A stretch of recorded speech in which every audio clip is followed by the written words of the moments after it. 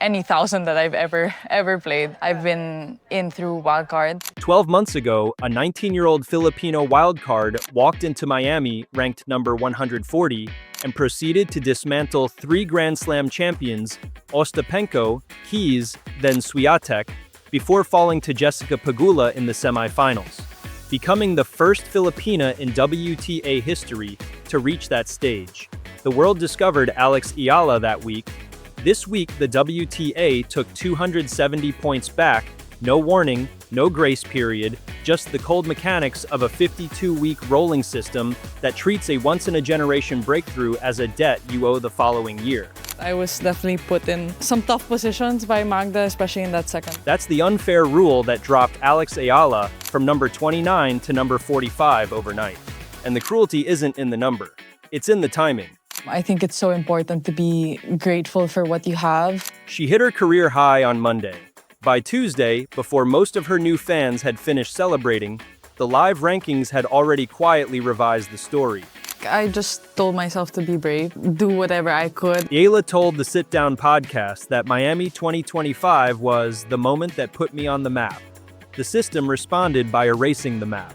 At 20 years old, carrying an entire nation's tennis hopes, she now heads to the Linz Open, needing a semifinal just to reclaim what was already hers. Subscribe for analysis that follows this journey with the depth it deserves. The WTA ranking system has been operating on the same foundational logic since November 3, 1975. 52 weeks. Every point you earn has an expiration date stamped on it the moment it enters your total. When that same tournament rolls around the following year, the clock hits zero, and whatever you earned 12 months ago disappears, replaced only by whatever you managed to earn this time around. I'm still really happy about this week, a little disappointed, which is normal, but That sounds reasonable in theory. Defend your performance, keep your points, fall short, absorb the loss. But that logic was designed for a tour where players occupy relatively stable positions year over year, where a top 30 player defends top 30 results and the math stays roughly balanced. What it was never built to handle fairly is the breakout, the wild card, the player who comes from nowhere, produces something extraordinary, and then gets handed a bill for it 12 months later at full price. Alex Eala is exactly that player. And the 2026 Miami Open just made that structural flaw impossible to ignore. even though I had great wins, after a great win, I'm not. To understand the scale of what just happened, you need to understand what Eala was defending in the first place, because the number 390 doesn't fully capture it. And I definitely did not play my best, but In March 2025, Eala entered the Miami Open as a wild card ranked number 140 in the world.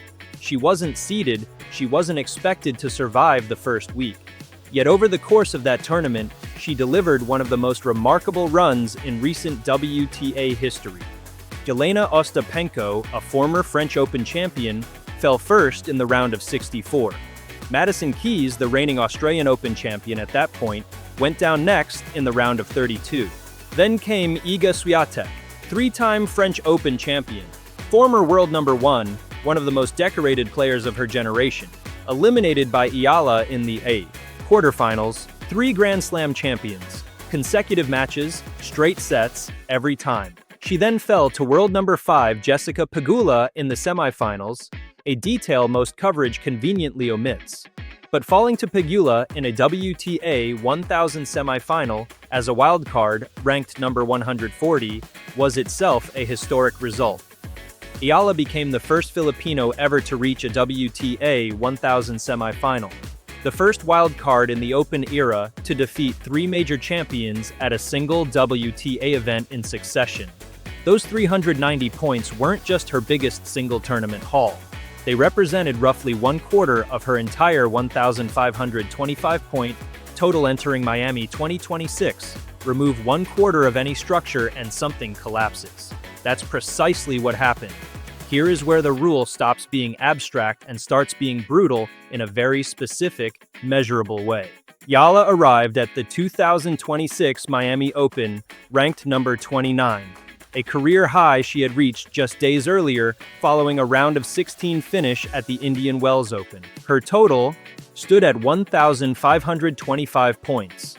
The moment the 2026 Miami Open main draw began, those 390 points from 2025 expired simultaneously.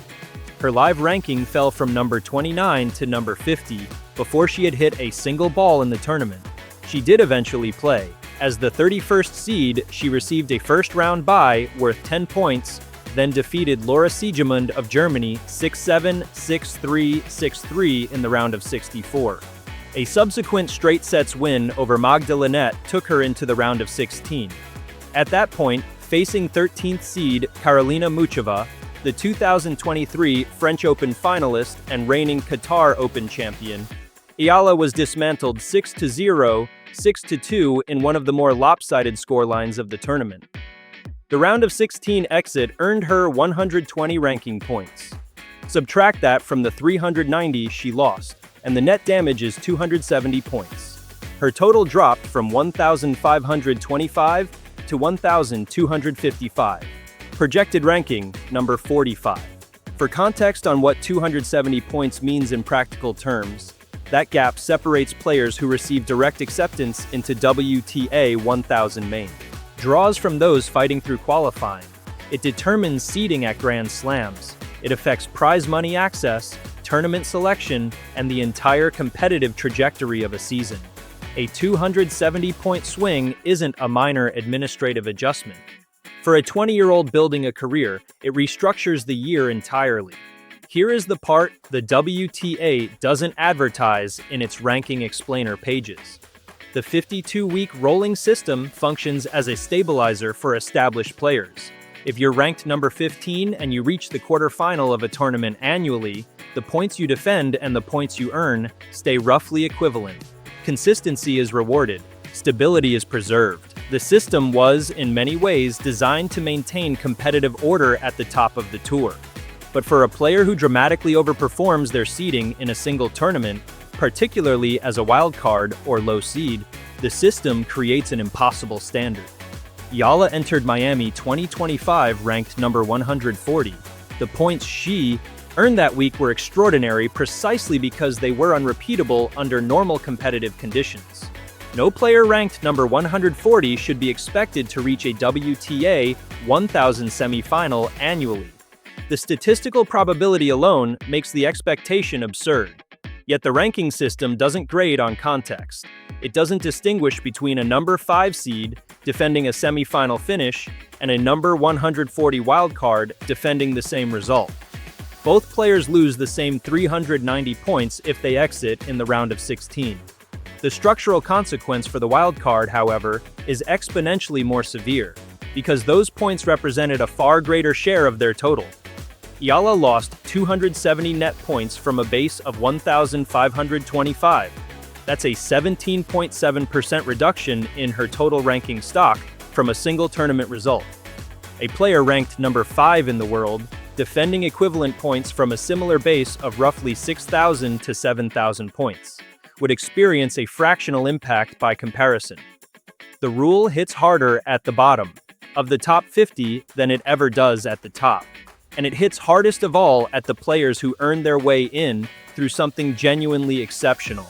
The WTA has never publicly addressed this structural asymmetry directly. The official ranking explainer on the WTA website describes the 52-week system in neutral procedural language. Points expire, new points replace them, the total updates weekly. No acknowledgement of the disproportionate impact on breakout players. No mechanism for softening the cliff edge that wildcard performers inevitably face. The only time the WTA has meaningfully adjusted its ranking architecture in recent memory was during the COVID-19 pandemic, when the tour was forced to extend points beyond the standard 52-week window because tournaments simply weren't being played. At that time, WTA chairman Steve Simon explicitly stated that players should have the opportunity to defend points that are dropping, acknowledging that the system's fairness depends on the competitive calendar remaining intact. That principle, applied consistently, would suggest Eala deserves a comparable consideration. She produced a result that required extraordinary circumstances, a wildcard entry, a historically favorable draw, a peak performance against 3 champions in succession. The competitive calendar didn't fail her this year, but the structural logic remains. When a player cannot reasonably be expected to replicate the conditions of their points-earning performance, the punishment for failing to do so raises legitimate questions about what the system is actually measuring. Is it measuring consistent excellence, or is it measuring a player's ability to repeat a miracle on a fixed annual schedule? The ranking drop doesn't exist in isolation. Alongside the 270-point loss, Eala's prize money from the 2026 Miami Open came in at $105,720 for her round of 16 exit. In 2025, her semifinal run earned $332,160. The difference between those two figures, $226,440, represents money that funds travel, coaching, physiotherapy, equipment, and every logistical cost that makes professional tennis viable for a player still building her financial foundation at 20 years old. This isn't a trivial gap. For players outside the established top 10, prize money at WTA 1000 events can determine whether a season is operationally sustainable. The ranking system and the prize money structure are interlinked. A lower ranking means lower seedings, which means tougher draws earlier in tournaments, which statistically reduces how far a player advances, which reduces earnings further. The cycle compounds quietly, particularly for players who aren't backed by national federations with deep resources.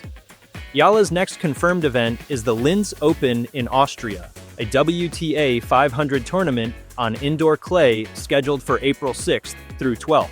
Notably, this will be her first appearance at the WTA 500 level, a step up in competition tier that arrives at the worst possible moment in terms of ranking pressure. The mathematics, however, offer a clear recovery path. A semi-final finish at Linz would add 195 points to her total, projecting her back into the top 30 with approximately 1,450 points.